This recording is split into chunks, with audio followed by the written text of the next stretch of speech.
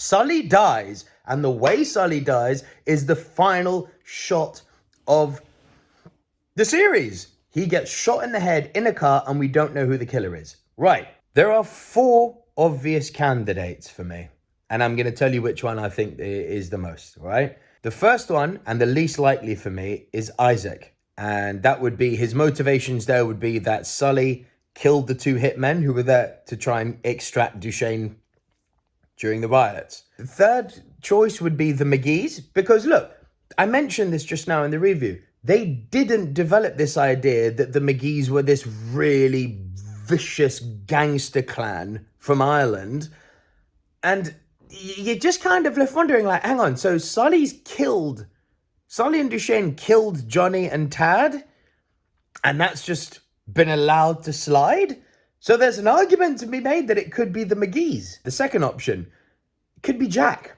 Because look, Jack ends up in a place where her and Becky have their baby, but they also know that they're never going to be safe as long as Sully is out there.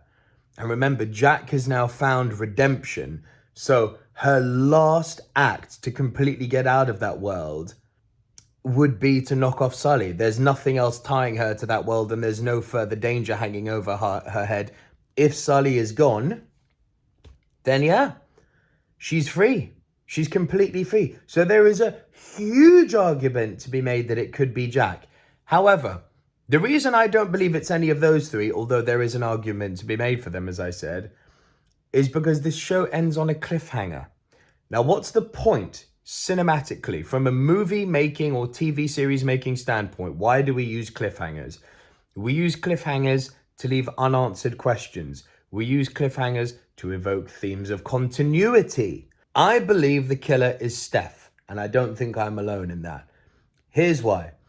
The penultimate scene, which sees Steph going up to Sully in the park and telling him, yeah, you're not worth it. It feels good because you're kind of hopeful that Steph isn't going to fall into the same trap that Jamie fell into. He's going to go down Aaron's route, and he's not going straight into the heart of darkness and becoming the next gangster. But here's the problem.